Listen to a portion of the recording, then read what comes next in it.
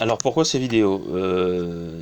La raison principale, c'est que en étant sur internet et en regardant beaucoup les sites ésotériques, et puis tous ceux que ça intéressait, puis les vidéos, et puis les dernières vidéos qui sont sorties là, c'est le film de Damian, ou, euh, ou la révélation des pyramides. En fait, je me suis rendu compte qu'il y avait une crise de la connaissance spirituelle et ésotérique. De toute façon, il y a une crise du spirituel. Les hommes versent davantage dans le matérialisme, donc leur esprit est davantage tourné vers la matière, et la matière n'est pas beaucoup spiritualisée. Et donc, en fait, c'est pour cette raison que j'ai décidé de faire les vidéos, parce que moi-même, ayant eu une initiation, et ce que les gens ne savent pas, et pour les raisons que je vais évoquer tout à l'heure, la spiritualité doit être opérative. C'est-à-dire qu'il faut absolument, quand on a une spiritualité, il faut absolument avoir des rites et agir. Il ne faut pas que ça reste au stade de l'idée, il faut que ça passe au stade de l'action et du faire. Et donc moi j'ai une initiation taoïste, entre autres. Donc le taoïsme, ça fait partie du savoir des anciens, c'est quelque chose de très très ancien. Et d'ailleurs, dans l'initiation, on s'en rend compte.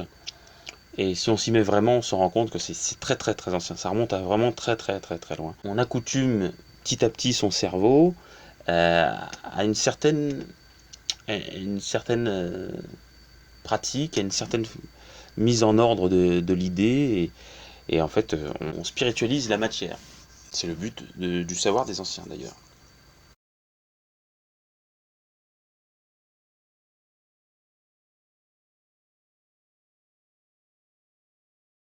Alors ça c'est une bonne question. Euh, c'est vrai, il y a beaucoup de religions, il y a les grandes religions institutionnelles, il y a toutes les spiritualités, les sectes et les dérivés. Je crois que dans l'islam, il y a plus de 100 sectes. Enfin, donc c'est une très très bonne question. Qu'est-ce que j'apporte en plus? Ben en fait, c'est ce que j'expliquais tout à l'heure. En fait, toutes ces religions veulent matérialiser l'esprit. Le mouvement inverse, très peu de mouvements spirituels aujourd'hui font le mouvement inverse. Peu de spiritualité spiritualise la matière. Et pour une raison très simple. Euh, il y a eu un mensonge dans l'histoire. Il y a eu un mensonge dans l'histoire et qui a été opéré par des hommes qui étaient très très matérialistes, qui voulaient un pouvoir immédiat, qui voulaient la main basse sur les esprits, ils voulaient contrôler les esprits. Et quand on veut contrôler l'esprit de quelqu'un, ce qui est impossible, mais quand on veut le faire, et bah, on est obligé d'avoir une pratique de la matérialiste très concrète. On est obligé d'avoir des actions très concrètes. Comme effacer c'est un peu comme un crime en fait. C'est effacer les traces. Bon, déjà tuer la personne. Déjà, il faut effacer les traces de la scène de crime. Ensuite, il faut effacer sa présence sur les lieux du crime ou ce qui peut venir avant, après, pendant. Enfin voilà. Il y a toute une organisation à maintenir en place, très concrète, immédiate, pour, euh, pour que les gens ne savent pas que c'est nous qui avons commis le crime. Et en fait, c'est ce qui s'est passé dans l'histoire. Peu de gens le savent et le comprennent. Euh, et donc, ça a donné une orientation à la spiritualité qui est celle qu'on connaît aujourd'hui, qui n'est autre que la matérialisation de l'esprit. Ça veut dire quoi? Ça veut dire que le monde spirituel, on va chercher à le prouver. On va chercher à en apporter la preuve matérielle. Mais pour le savoir des anciens, c'est un non-sens. On sait tous ceux qui ont une initiation opérative, donc avec des rites, savent très bien qu'on ne peut pas prouver par la matière le monde des esprits. Les Égyptiens avaient des lois ternaires. Ce qu'ils appelaient des lois ternaires, c'était une loi qui valait dans les trois mondes. Et une de ces lois, une des règles, c'est pas une loi ternaire, mais c'est une des règles de ces trois mondes, donc le monde de l'esprit, le monde de la matière et le monde des hommes, c'est que le monde des esprits n'interagisse pas, ne se matérialise pas dans le monde des hommes et donc dans le monde astral. Et c'est une règle. Et c'est d'ailleurs le premier être à avoir enfreint cette règle, c'est le prince des ténèbres. Et c'est pourquoi nous connaissons la situation actuelle. Et donc il est le seul à avoir enfreint cette règle. Donc il n'y a pas de mouvement de l'esprit vers la matière, mais il y a un mouvement de la matière vers l'esprit. Voilà. Et en taoïsme, par exemple, la terre est yang, est yin, le ciel est yang.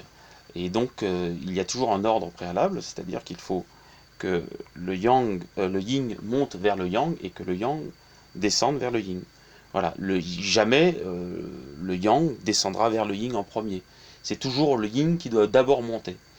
Et donc ça, dans la pratique, dans l'initiation taoïste, c'est très clair. Et donc j'encourage tout le monde, tous ceux qui veulent, à s'intéresser au sujet. Il y a plein de traditions opératives qui existent, même en Occident. Et j'encourage ceux qui veulent en savoir plus à s'attarder sur le sujet. Donc voilà, donc pour conclure, concrètement, il faut spiritualiser la matière. Et la seule façon de le faire, c'est de pratiquer des rites qui concourent dans ce sens.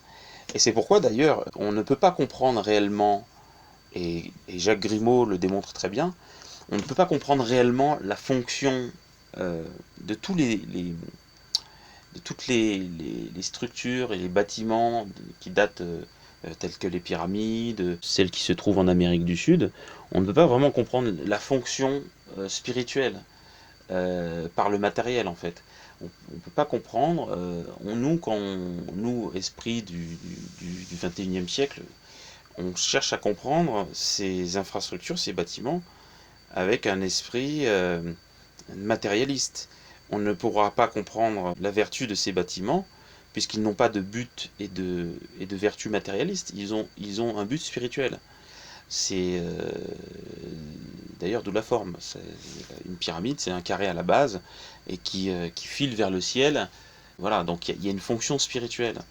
Et, euh, et dans l'intention de la construction, de la conception, de la création, dans l'intention, il y a cette volonté d'agir sur les esprits, de, de répondre aux lois de l'esprit. Quand aujourd'hui on cherche à comprendre toutes ces créations très anciennes, on n'en approche qu'une infime partie de la réalité, qui est la partie matérielle. Donc c'est poids, densité, longueur, largeur, calcul mathématique, géométrie sacrée. C'est une infime partie des fonctions de ces bâtiments.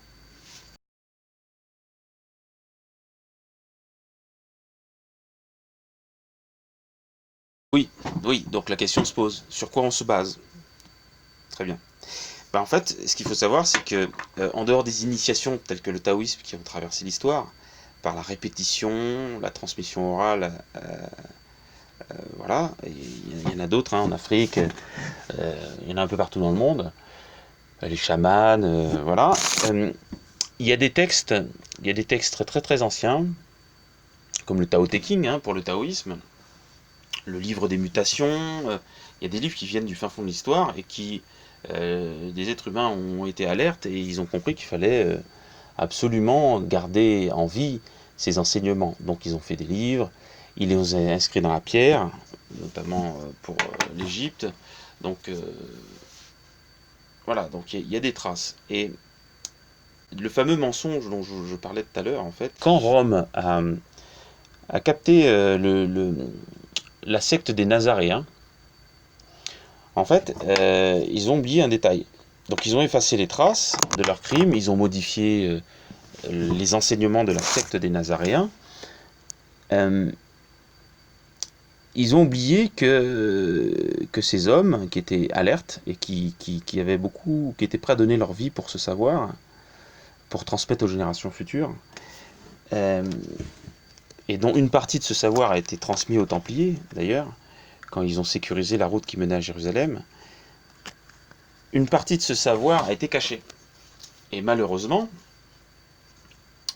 en 1945, on a découvert, donc avec beaucoup de recul, donc peut-être 1900 ans après que Rome ait fait et commis son acte criminel, Donc capter la secte des Nazaréens, transformer l'enseignement de Jésus, sa vie, modifier son nom, modifier l'enseignement des apôtres. Ils ont tout changé. Ils ont tout changé. C'est devenu une abomination d'ailleurs, et c'est devenu ce qu'on appelle la religion chrétienne, qui à la base n'existe pas. Ce qui existe, c'est les Nazaréens. Et donc, ces hommes ont caché ces informations dans des textes. Ils les ont morcelés et il a fallu reconstruire le puzzle. Et le gros problème que l'Église catholique a aujourd'hui, c'est que tous ces textes ont été retrouvés, une bonne partie. Alors il y en a qui sont abîmés, on nie pas tout, mais une bonne partie de ces textes ont été retrouvés. Et avec un coup de baguette magique, ils ont appelé ces livres des livres apocryphes. Alors bien sûr, la Bible, qui elle est falsifiée, modelée, ce sont des textes qui sont retranchés, maquillés, enfin, c'est une abomination. Tous ces textes viennent, alors tous les textes de la Bible viennent de ces textes. Donc il y en a certains qu'on a retrouvés. Et c'est flagrant, l'évangile de Thomas, l'évangile de Marie, l'Apocalypse des Esséniens, l'Apocalypse d'Abraham. Enfin, on a retrouvé beaucoup d'écrits, et voilà. Et chacun de ces écrits a une vérité, et qu'il faut rassembler, en fait. C'est un puzzle. Donc ils ont morcelé, ils ont séparé leurs connaissances et leur doctrine, et voilà. Et le problème, c'est qu'aujourd'hui, donc l'Église de Rome est bien embêtée, parce qu'aujourd'hui, c'est tombé dans le domaine public. Et vous pouvez télécharger très facilement maintenant avec Internet ce genre de documents. Donc, une bonne partie se base sur des rites transmis à l'oral, pour répondre à la question. Et une autre partie, c'est que, heureusement qu'il y a eu ces découvertes, les rouleaux de Nag Hammadi, les rouleaux de Qumran, les rouleaux gnostiques, enfin, certains rouleaux gnostiques, et puis, la dernière partie, c'est que il y a eu un homme qui a connu la secte des Nazaréens, et il y a eu un gros mensonge sur lui, c'est Jean le Baptiste. Et en fait, Jean le Baptiste n'a pas du tout eu la tête coupée. Jean le Baptiste, en fait, il a senti le vent tourner, et il est parti vers l'est. Et il est arrivé jusqu'au Tibet. Et ce que les gens ne savent pas, c'est qu'aujourd'hui, nous avons beaucoup de traces de sa présence au Tibet. Et qu'est-ce qu'il faisait? Donc, au fur et à mesure qu'il avançait vers l'est, il a fondé des communautés. Et dans chacune de ces communautés qu'il a fondées, il leur a laissé un enseignement. Et lui, pareil, il a séparé l'enseignement. Et ça commence avec, en Irak, il a fondé une communauté qui s'appelle les Sabéens, les Mandaïtes. Et il leur a donné un livre. Il est parti un peu plus loin, il a fondé une communauté. Il a donné un enseignement, etc. Aujourd'hui, il a été jusqu'au Tibet, il a rencontré des personnes au Tibet, il a laissé des livres, et dont aujourd'hui nous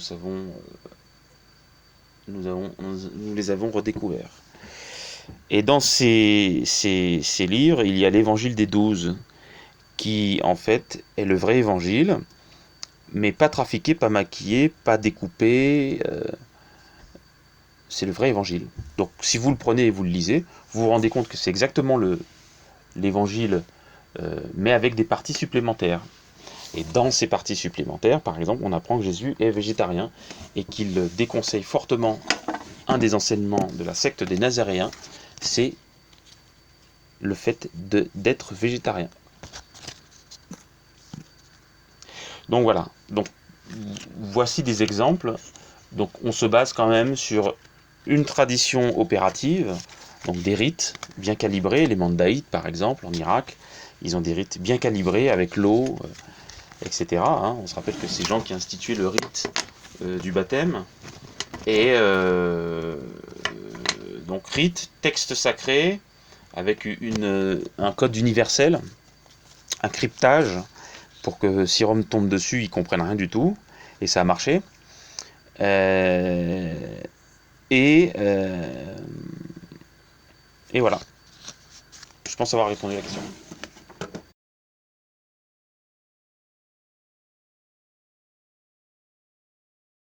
Je m'attendais tôt ou tard à cette question. Oui, bah bien sûr que je remets en question la véracité des trois religions monothéistes. Bien sûr. Pourquoi? Parce que euh, l'histoire nous a appris que les hommes sont libres. Les hommes ont ce qu'on appelle la liberté de choisir. Dans l'histoire, d'autres hommes ont voulu avoir le contrôle sur l'esprit. C'est impossible, on ne peut pas contrôler un esprit. Les gens sont libres, les gens, même si vous réussissez à maintenir en esclavage quelqu'un, au fond de lui-même, la personne, elle n'est pas d'accord avec vous. Donc, fondamentalement, si on veut conscientiser correctement ce qu'est les activités psychologiques d'un être humain, on ne peut pas contrôler. Il faut laisser libre les hommes de choisir.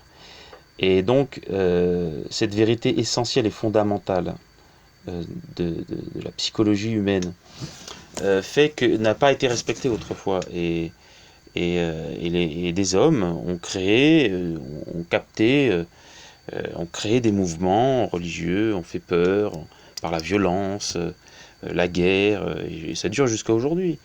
Et donc oui, oui, les fondements même sont faux. Donc il a fallu mentir. Parce que vous pensez bien que Immanuel, celui qui a fondé la secte des Nazaréens, euh, et il disait qu'il ne reconnaissait rien sur Terre, aucun pouvoir humain.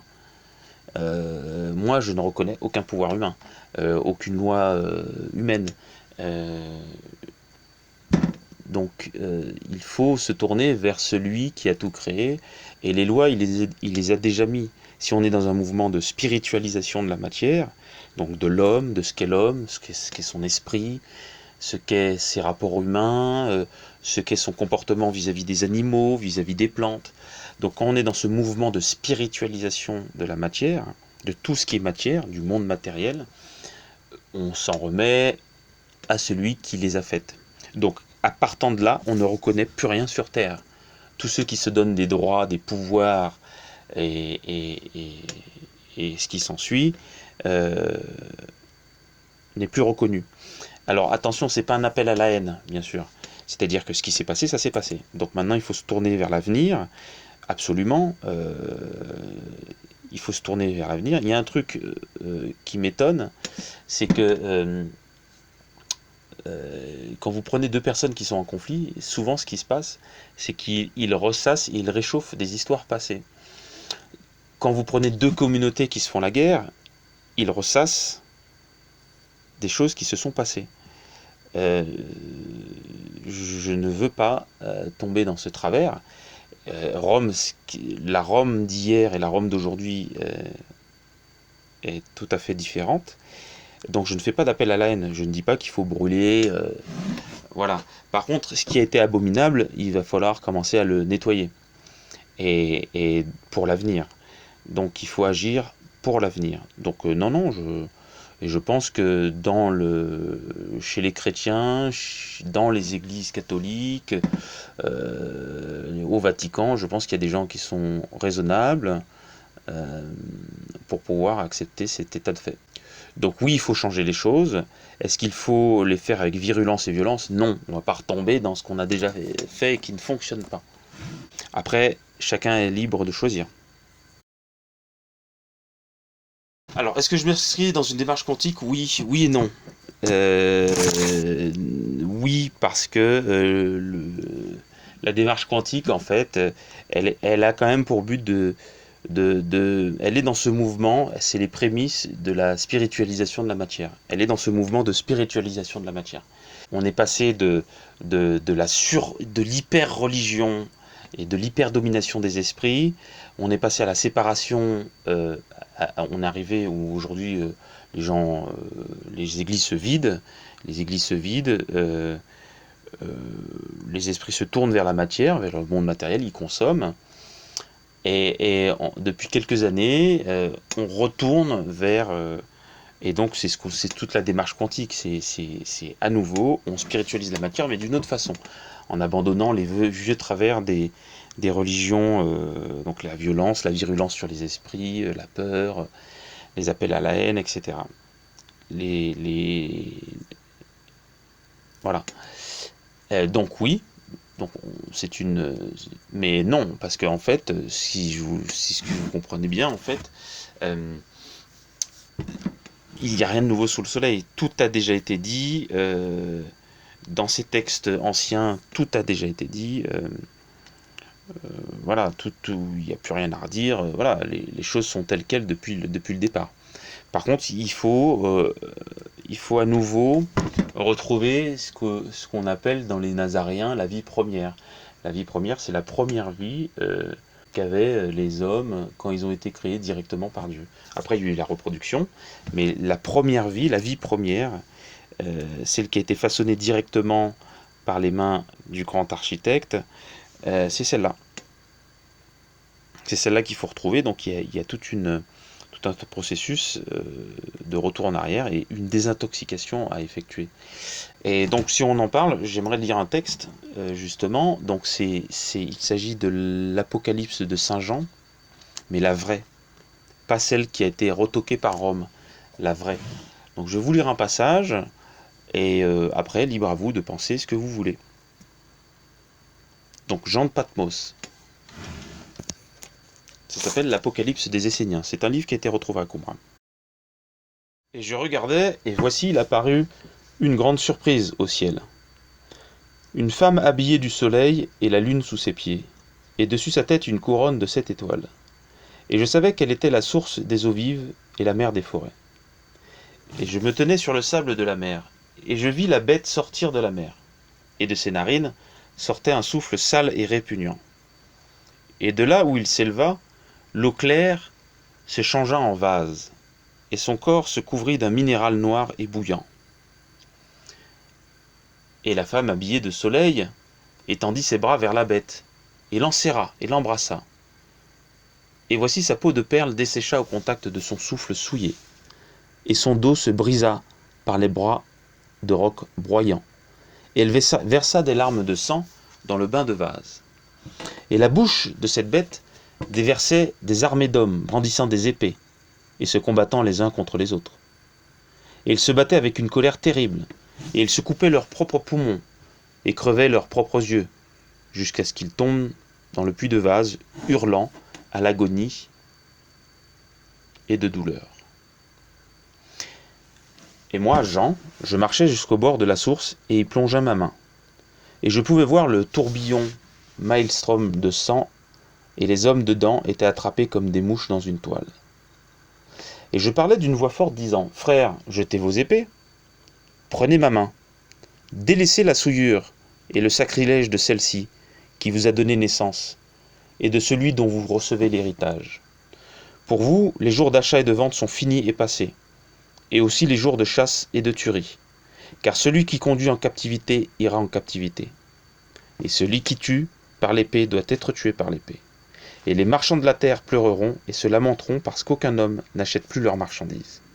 Les marchands d'or et d'argent, et de pierres précieuses et des perles, et de fin lin, de teinture pourpre, de soie, cramoisie, et marbre, et bétail, et moutons, et chevaux, et chariots, et esclaves, et âmes d'hommes, toutes ces choses dont vous ne pourrez plus acheter et vendre, car tout est recouvert sous la mer de sang, parce que vous avez tourné votre dos à votre père et mère, et vénéré la bête qui voudrait construire un paradis de pierre. Lâchez vos épées, mes frères, et saisissez ma main.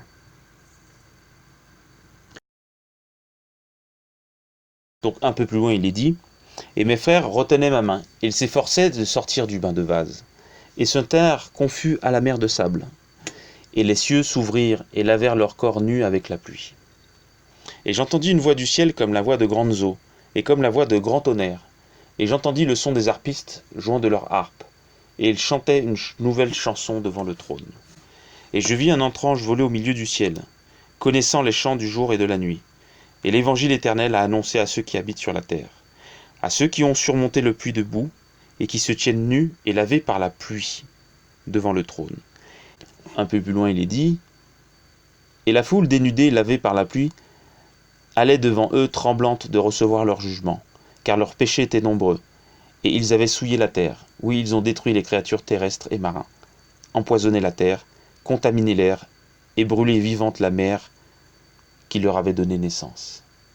Mais je ne voyais pas ce qui leur arriva, car ma vision changea, et je voyais un nouveau ciel et une nouvelle terre. Car le premier ciel et la première terre ont disparu, et il n'y avait plus de mer. Et je voyais la sainte ville de la confrérie venir de Dieu hors du ciel, préparée comme une fiancée parée pour son mari.